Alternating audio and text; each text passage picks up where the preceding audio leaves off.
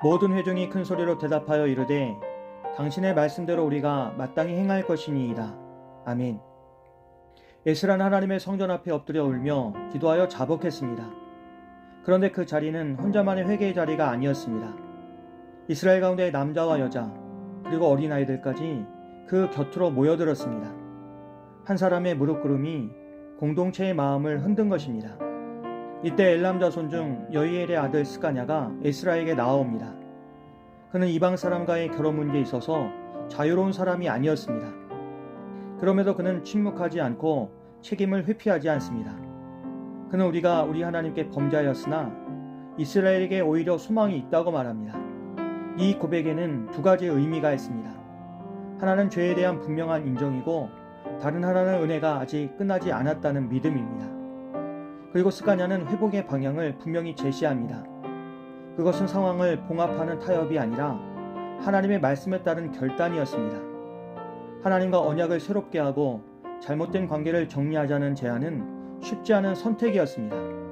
그러나 스가냐는 우리가 우리 하나님의 명령을 떨며 준행하는 자의 가르침을 따라 율법대로 행할 것이라고 말합니다. 에스라는 이 말에 즉각적인 행동으로 응답합니다.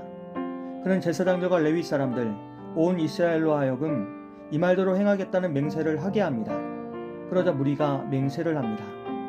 이후에 에스라는 하나님의 성전 앞에서 일어나 엘리야십의 아들 여호하난의 방으로 들어갑니다.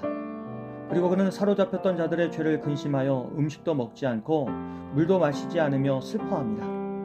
그리고 에스라는 귀한 공동체를 향해 예루살렘에 모이라고 명령하며 기한 내에 나오지 않으면 재산을 몰수하고 회중에서 쫓아내겠다는 강력한 조치를 전합니다.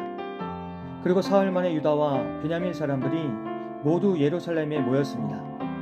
그날은 아홉째 달 20일이었고 비가 내리고 있었습니다. 백성은 모두 떨고 있었습니다. 그러나 그 떨림은 날씨 때문만이 아니었습니다. 말씀 앞에 서 있다는 두려움, 그리고 죄를 직면해야 하는 부담이 그들을 흔들고 있었습니다. 에스라는 그들에게 너희가 범죄하여 이방 여자를 아내로 삼아 이스라엘의 죄를 더하게 하였으니 이제 너희 조상들의 하나님 앞에서 죄를 자복하고 그의 뜻대로 행하여 그 지방 사람들과 이방 여인을 끊어버리라고 합니다. 에스라는 여지를 남기지 않았습니다. 죄를 인정하는 데서 멈추지 말고 삶의 방향을 실제로 돌이키라고 요청했습니다.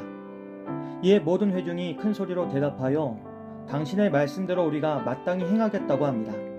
그러나 그들은 동시에 현실의 어려움도 솔직하게 고백합니다. 백성은 많고 때는 비가 오는 계절이며 이 일은 하루 이틀에 끝날 문제가 아니라는 것입니다. 이 말은 회개를 미루겠다는 핑계가 아니었습니다.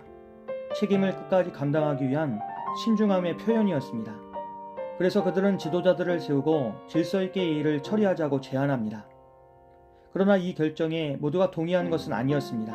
아사엘의 아들 요나단과 디과의 아들 야스야는 이 일에 반대하였고 무슬람과 레위 사람 삽대도 그들을 거들었습니다. 회개의 방향이 분명히 정해졌음에도 그 길을 실제로 걷는 문제 앞에서는 이견이 존재했습니다. 그럼에도 불구하고 회중은 이 반대를 이유로 결단을 멈추지 않습니다. 모두가 완전히 납득했기 때문에 나아간 것이 아니라 하나님의 말씀 앞에 더 머물 수 없었기 때문에 움직였습니다. 이로써 귀한 공동체는 중요한 지점을 통과합니다. 죄를 슬퍼하는 자리에서 질 수 없는 감정의 분출로 끝나지 않고 불완전함과 갈등을 아는 채로 하나님의 뜻을 실행하는 자리로 나아갑니다. 이처럼 에스라서가 우리에게 보여주는 회복은 이상적인 공동체의 모습이 아니라 말씀 앞에서 끝까지 책임을 지려는 공동체의 실제적인 모습이었습니다. 오늘 본문을 통해 우리가 깨달아야 할 교훈이 있습니다. 회개는 감정의 표현으로 끝나지 않고 반드시 공동체적인 책임으로 이어져야 한다는 사실입니다. 귀한 공동체는 이미 충분히 울었습니다. 에스라는 성전 앞에 엎드려 통곡했고 백성 또한 말씀 앞에서 떨며 슬퍼했습니다. 그들의 눈물은 진실했고 회개의 고백은 가볍지 않았습니다. 그러나 에스라서는 그 장면에 머물러 있지 않습니다. 성경은 눈물의 깊이를 기록하는 데서 멈추지 않고 눈물 이후에 무엇이 따라와야 하는지를 분명히 보여줍니다. 그것은 바로 마땅히 행하는 삶입니다. 말씀을 들었다면 그리고 죄를 인정했다면 이제는 삶의 방향을 실제로 돌이켜야 한다는 요청입니다. 회개는 마음속 감정이 아니라 삶의 질서를 다시 세우는 결단으로 증명되어야 합니다. 오늘 우리에게 주어진 부르심은 회개의 감정에 머무는 것이 아니라 말씀 앞에서 다시 일어나 순종의 길을 걷는 것입니다. 우리가 각자의 자리에서 책임을 회피하지 않고 공동체의 아픔을 함께 짊어질 때 하나님은 우리를 회복의 공동체로 다시 빚어가실 것입니다. 이 은혜의 길 위에 오늘도 우리가 함께 서 있기를 주님의 이름으로 기도합니다. 우리의 구원이 되신 하나님, 우리가 말씀 앞에서 슬퍼하는 마음에만 머물지 않게 하시고 마땅히 행하는 순종의 삶으로 나아갈 수 있도록 도와주시옵소서. 그리고 우리의 회개가 개인을 넘어 공동체를 살리는 은혜의 길이 되게 도와주시옵소서.